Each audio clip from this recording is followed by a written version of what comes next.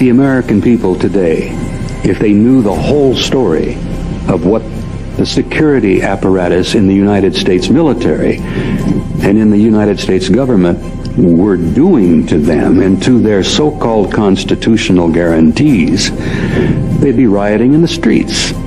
The Defense Intelligence Agency and every one of the, I think maybe at least 24 major security organizations in our government concluded that beyond the shadow of a doubt, this secret must be kept not only from the American people, but from the world population at large. And as a result of that decision, they have created a worldwide conspiracy among governments to keep the lid on this secret. Now, let me share with you what some of the 4 major conclusions of the assessment were in 1964. In 1964, they had determined, at least this is in the NATO study, and I know for a fact that this is the conclusions that had been reached by our own military as early as 1949. Number 1. Planet Earth is and has been the subject of an extensive, massive, a very thorough and detailed study by several extraterrestrial civilizations. Now that's an attention getter in itself. Number 2, these civilizations have demonstrated an extremely advanced technology, possibly hundreds or even thousands of years beyond our own. It gets better. There seems to be a process or a plan of some kind unfolding. The studies indicated and demonstrated that a development of some kind of program was underway. Evidence collected indicated that the program has been going on for a very long time, possibly hundreds or even thousands of years. And some of my associates, research fellows, and I have concluded it's probably been going on longer than that. The study concluded that there did not appear to be a major military threat involved in 1964. That if they, whoever they are, were malevolent or hostile, there was absolutely nothing we could do, because the level of technology that had been demonstrated was so far beyond anything we had in 1964 that we felt that if they were hostile or malevolent, the game was up. It was all over with. What we are addressing here and dealing with is indeed the major issue of our time. It goes beyond the Soviet dissolution of the Soviet Union. It goes beyond the Cold War. It goes beyond politics, the recent election. It goes beyond the famines, the revolutions, the terror in Yugoslavia. It goes beyond any major human problem that we are currently dealing with on this planet, because this problem has been with us for thousands of years and is indeed the major issue of our time. And I hope you will agree with me when I'm finished as to why. The assessment was about 1.5 inches, maybe 1.75 inches thick. The study itself, in its conclusions. It was supported by approximately 8 inches of annexes, supporting documents, supporting studies, supporting research. There were annexes on radar and electromagnetic effects. There was an annex on optical and light analysis. A beautiful annex on photographic and holographic analysis. There was historical research and evidence. They went to some of the top people in England at Oxford and Cambridge on the historical evidence. There was metallurgical and technical analysis.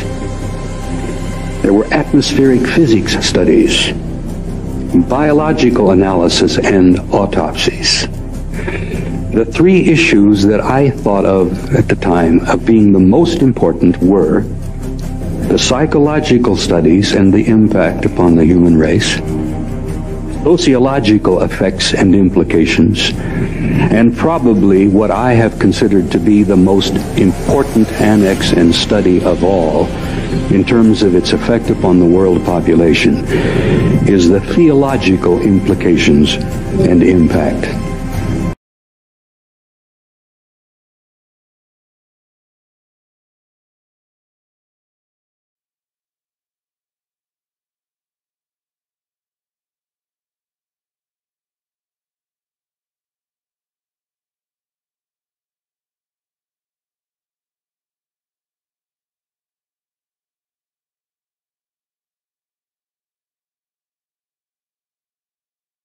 in bed.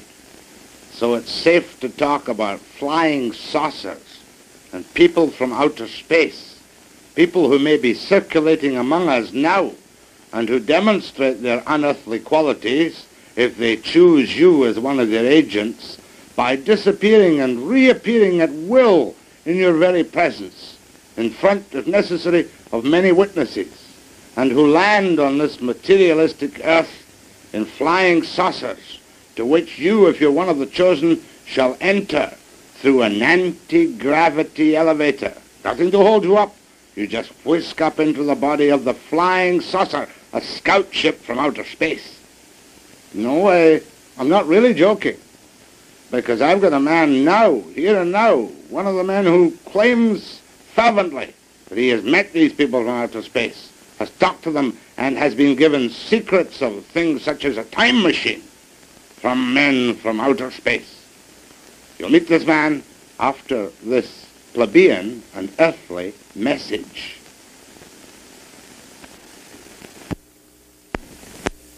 The man you're going to meet in a moment or two, Tassel, from Giant Rock, California, is a most unlikely person to claim to have seen flying saucers and been in touch with people from outer space. George is a very ordinary fellow. He doesn't make any money out of his flying saucer beliefs, but boy, he really believes them. And before I start talking to George, I want to tell you, too, that I do have a couple of doubts in my mind. We all see these newspaper reports from Socorro, New Mexico, that a mysterious craft landed and took off and left blast marks in the sand. Airline pilots from time to time talk delicately about strange aircraft circling their normal aircraft in flight, perhaps even cutting off the power of their engines momentarily. We all love to talk about the mysterious and the unknown and the flying saucers. So now it's to George Van Tassel and this question.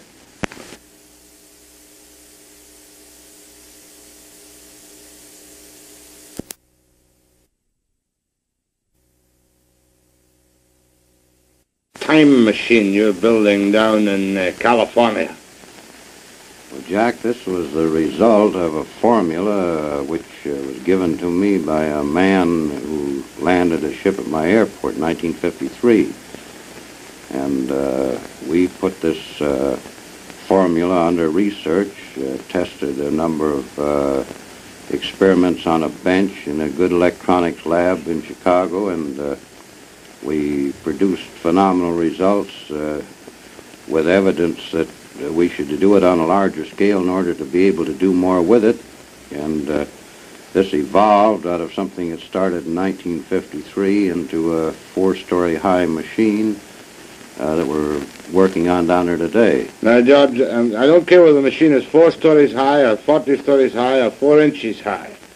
When I say calmly and unexcitedly, a time machine, what does your formula tell you you can do with a time machine? Well, Jack, our formula has no time factor, which electronic formula does have. And on the other hand, electronic science has only had 2 dimensions to work with, the electric pattern and the magnetic pattern perpendicular to it. And we discovered a 3rd zone, which we call a time zone, and we are working through this zone with an effort to orient the magnetic field to give us other results than our science can obtain at present. George, just double talk to me. A time machine means to me a little box that I can go into and go back 5,000 years or forward 10,000 years. Is that what your formula tells you you can do? Well, Jack, this isn't a little box. This is a 4-story machine focusing fields that we can orient to produce this zone big enough for a man to get into. It isn't a box. But what happens to the man when he gets into the zone? I'm all agog with curiosity. Jack, we've discovered this zone is subject to thought. Now, since time doesn't record events the way we do on calendars and clocks, you could only record an event by thinking of it. Now, theoretically, we believe we can take a videotape magnetic camera into the time zone and photograph Lincoln's Gettysburg Address or Caesar's armies marching or anything that's ever happened. And let me get this straight. In other words, you're telling me, like H.G. Wells imagined 50 years ago, that everything that happened in time is still there to be seen by the recreation electronically of a thought which exists. Jack, you know how you talk into a tape on a tape recorder and play the interruptions back, identical to the play that you made. The Earth's magnetic field is the same way. You can put interruptions into it and play them back out of it. An associate of ours in creating a magnetic coupler with this principle coupled in the Earth's magnetic field and played back TV shows from stations that aren't even in business anymore. You mean an experiment has been done to bring out of the air television programs which have been and gone? Been and gone. Now, where was this experiment conducted? It was conducted in Santa Monica by an associate of mine. Why hasn't this hit the headlines throughout the world? That's a time machine in action. If I can... Jack, the reason it hasn't hit the world is because, as I understand it now, the Navy Department took him and the research over because he also discovered he could bounce magnetic echoes off the ionosphere and locate submarines under the ocean, regardless of where they were. So, who is this associate of yours? This is a fellow named Charlie Arts. Charlie Arts? Yeah. And is he a free man walking around today? Well, he's free where he is in this super secret research he's conducting. Now, so therefore you tell me soberly in front of this television camera that things, old television programs have been recreated out of nothing. Played back with a picture and the sound just as good as the day they were broadcast. We've done this many times. Why didn't you bring one up with you? Well, this requires quite a piece of apparatus. This magnetic coupler works on around 50,000 volts, and it doesn't have any radio frequency connected with it. And actually, the television set which plays back the picture doesn't even have an antenna connected to it. George, you know as well as I do, and you've been on television 350 times, and I've known you. I met you once 7 years ago, and I kind of like you. Mm-hmm. But you know what the people out there are saying. They're saying this man's a nut. Well, Jack, you know, when Fulton was running his steamboat up the Hudson River, there were people still standing on the bank saying it couldn't be done. All right, let me take you further back, though. You have a time machine plan. You have done experiments which show you can bring the past to life. Where did this formula come from? I love that Scotch accent. Jack, the formula came from a ship that landed at my airport in 1953 on August the 24th. Which had 4 people aboard it that came from another planet. I'm breathless. Well, you're not only breathless, I was breathless. But I'm cynical, too. Well, that's fine. That's the way to be. In fact, I'm a bigger skeptic than you are of many things. I'm an unbeliever. Convince me that this really happened to you. Well, this thing is very similar to a thing that's happened in our biblical records where a Lord presented Moses with a pattern to build a tabernacle. They came out of the sky, they handed him stone tablets, and this phenomena that's taking place today is as old as our history, as our civilization. This isn't anything new that's occurring. It's something that's being continued in another time of crisis when conditions affecting the people of this planet are reaching a point where somebody has to take care of the situation. Now, I don't intend in any way to be disrespectful or blasphemous, but do you feel, and I know you're not an evangelistic type, do you feel that you're some kind of Moses receiving a new word? Well, I don't say that, Jack. I say that what is occurring now has occurred before. There's many records of these ships landing throughout history, clear back into Sanskrit. And there are records in the 1898 Chicago newspapers that covered the front page for 3 days of a big ship setting over Chicago. When you realize we're dealing with a type of man that is almost as far above us in intelligence as we are above the lower animals, there isn't anything phenomenal in this at all. Now, you say casually, because this is your life's work now, ships. Now, you mean flying saucer, don't you? Well, a flying saucer was a name the press put on this thing. And actually what they termed a flying saucer was nothing but a scout ship from the big carriers. But I want to go back to that night in 1953. Tell me, where did this happen for people who haven't heard you talk or seen you yet. It happened on my airport, which I've operated for the last 16 years, at Giant Rock Airport, 17 miles north of Yucca Valley in California, or 40 miles north of Palm Springs. Now, this is a private airport for small aircraft, is it? This is an airport used both by the military and private aircraft. You own this airport, do you? I leased this airport from the United States government. I've operated it for 16 years since I retired from the flight test business in the aviation. Right now. How old are you now, by the way, George? I'm 54, Jack. Got 3 grown daughters, married, and 11 grandchildren. You don't mind if I ask you the stock question? I know that you've been asked every obnoxious question that can ever have been asked. You've never been treated for any form of emotional upset. I've never had an emotional upset other than women. Except that night in Yucca Flats, not Yucca Flats, at Giant Rock, when this ship appeared. Now, give me the details, George, because I'm never tired of hearing the details of a man who says he has seen creatures from another world. Well, actually, Jack, this was as simple as crossing a street and getting hit by a car. After it's over, you're the victim of the circumstance. And I didn't see the ship land. One of my son-in-laws, that wasn't my son-in-law at that time, saw it come down. Another man on the airport heard it, and he wasn't where he could see it. And the man got off of the ship and approached me before I even knew there was a ship down. Where were you then? What time of day or night was it? It was 2 o'clock in the morning and approximately a full moon, which is like daylight on the desert. Were you walking about outside or what? No, I was sound asleep when he awakened me.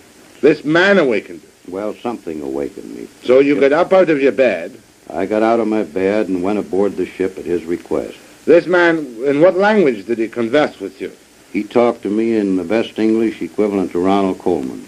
And he met you there and he said, what did he say, come with me to my ship, or what? No, he said, I asked him what he wanted because we have a lot of people come in stuck in the sand and broken axles and whatnot. And I asked him what he wanted, and he said, my name is Solgonda, and I would be pleased to show you our craft. Solgonda? Solgonda. Was the craft visible to you at this time? It was when he stated this, I saw beyond him the ship, which I hadn't seen before. What did you see? A bell-shaped type of anti-gravity ship that they operate as a scout ship out of their big carriers. How big? This was 36 feet in diameter and 19 feet high. And where was it, on the ground? No, it was hovering 10 feet off the ground. And how did you go into this ship?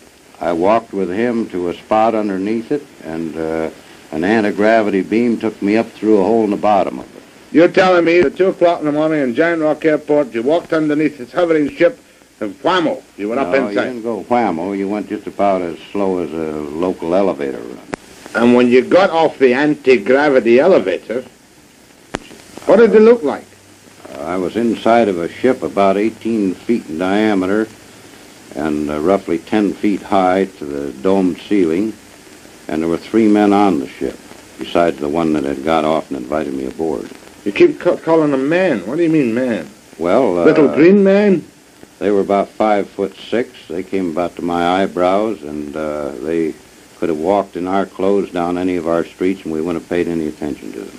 And did you bring any proof off that ship? Were you alone in the ship? I was alone with the 3 men until the other fellow came up behind me, and then the 4 of them were aboard. Were there any other earthly eyewitnesses to this? Nothing, only outside of the ship. And these people stayed outside? On the airport. And did you go anywhere in this ship? Not to my knowledge. When I got off, it was the same place it was when I got on. What do you mean, not to your knowledge? Had the door closed when you went in or something? I don't know, because it was below the deck.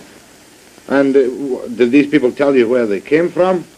They didn't say where they came from, but I've been in the air game since 1927, and their instruments were unlike anything I'd ever seen before. Well, don't give me technicalities. What was different? The difference was that we used dial instruments, and they used vertical instruments, like fluorescent tubes with marks on them. What color were these people? The instruments were marked in symbols similar to hieroglyphics. They were not in any language or number system we use on the Earth. What color were these people? They looked like they were white people with a good, healthy tan. Did they give you any indication of how old they were, or what they ate, or where they came from at all? After we got off the ship, the man who invited me aboard, who didn't look a day over 28 years of age, told me that he was over 700 years of age in our time. Oh, come off it, George. That's right. Was this the guy who gave you the formula for the time machine? That's the man.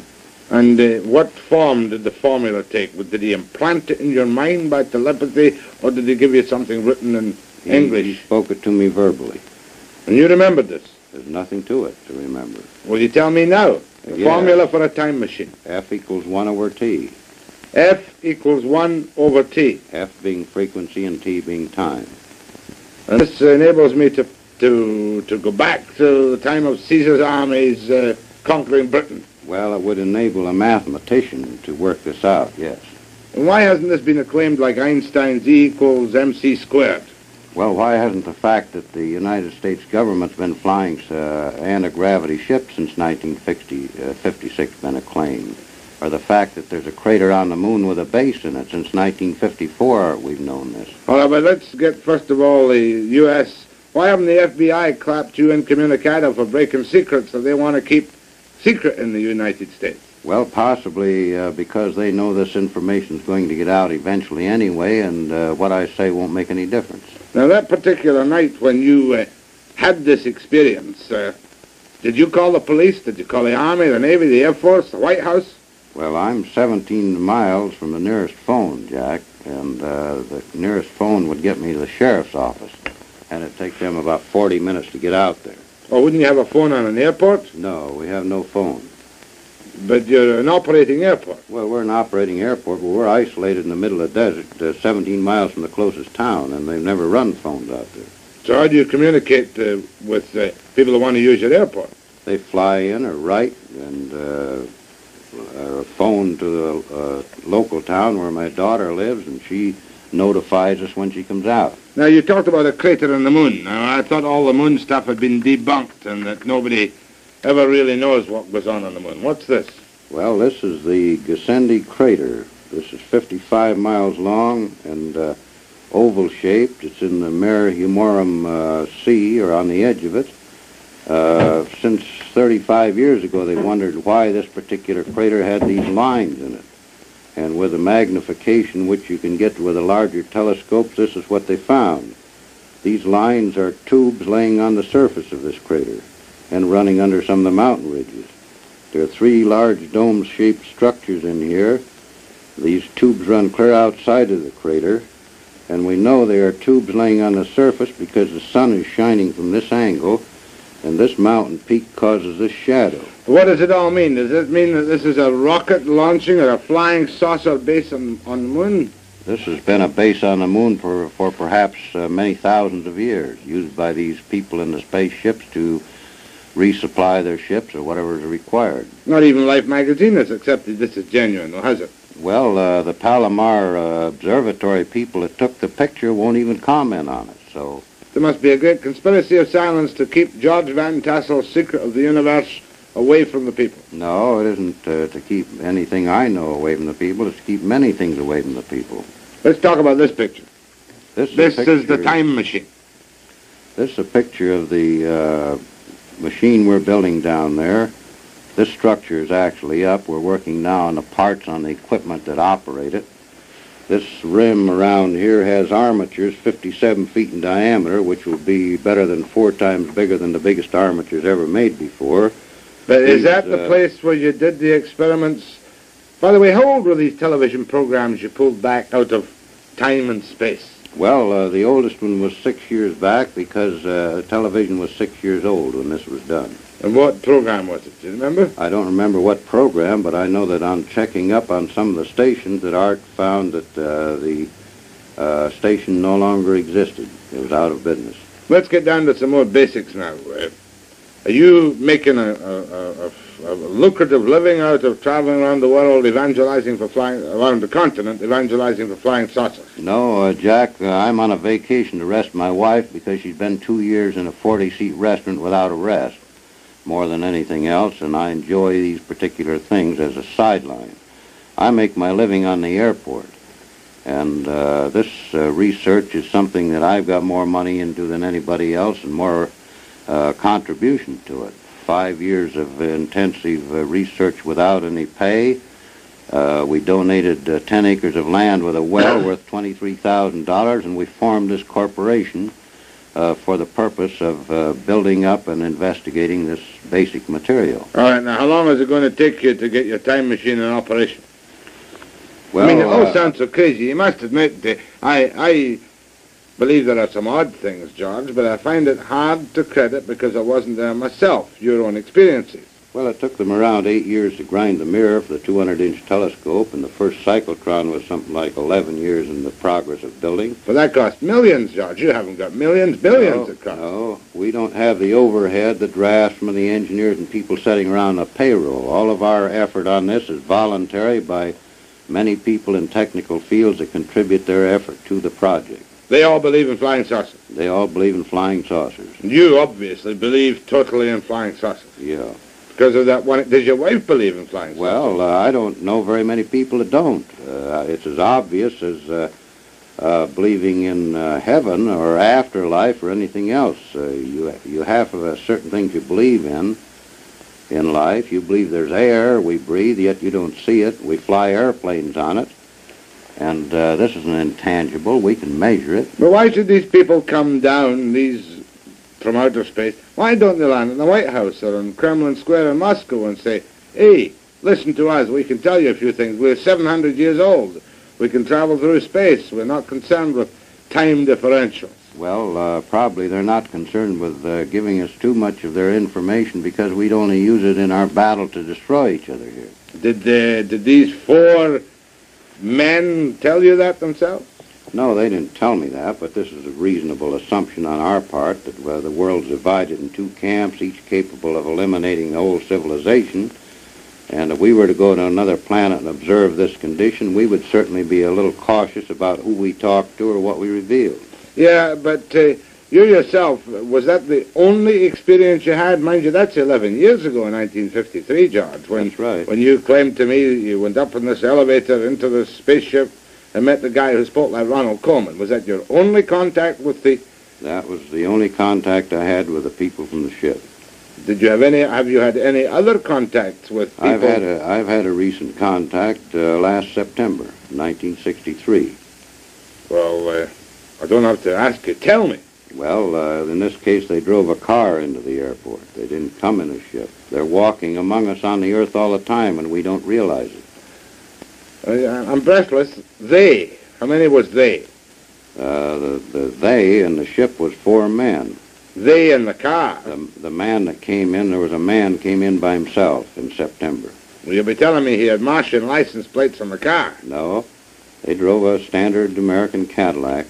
And what did they want with you in 1963, 10 years later? They gave me some more information pertinent to electronic and magnetic research. But how did you know they were from some mysterious place in outer space? You don't know unless they want you to know, and then they'll demonstrate some thing that they can do that we can't do, that's humanly impossible for us to do. What did they demonstrate to you which convinced you, an apparently sober, sensible, balanced person who nevertheless believes in flying saucers, that convinced you they were unearthly people? Well, they demonstrated the ability in front of 19 people sitting in a lounge, for instance, that they could sit there and disappear before your eyes and reappear. In fact, the man did this 3 times. For you and your friends? For 19 witnesses that were sitting in our lounge. Vanished in front of your eyes? Sit right there in a chair like you're there, and then you're not there, and then you're back there. He did this 3 times. Now I'm going to disappear, but purely for 1 minute for this message. The previous foregoing interview with George Van Tassel of Giant Rock Airport, California, was not, I must stress, presented to you as a scientific examination of George's claims. There are so many holes in George's claims, even to the layman like myself, that one is bound to be, how shall I put it, a trifle cynical. For instance, why didn't George keep one of the men with him to produce as living proof? And then we could have checked medically his heart and lungs and everything else about him. try and substantiate the claim that he is 700 Earth years of age. And why didn't they at least tell George where they came from? Or why didn't they at least present George with some physical, concrete proof so that people wouldn't regard him with suspicion and skepticism as someone who was perhaps just a little bit, you know, overly easily convinced perhaps by some form of hallucination? But he did tell us one thing, how to recognize visitors from outer space. If they ever come to you and you're sitting in a room and they snap their fingers 3 times and disappear,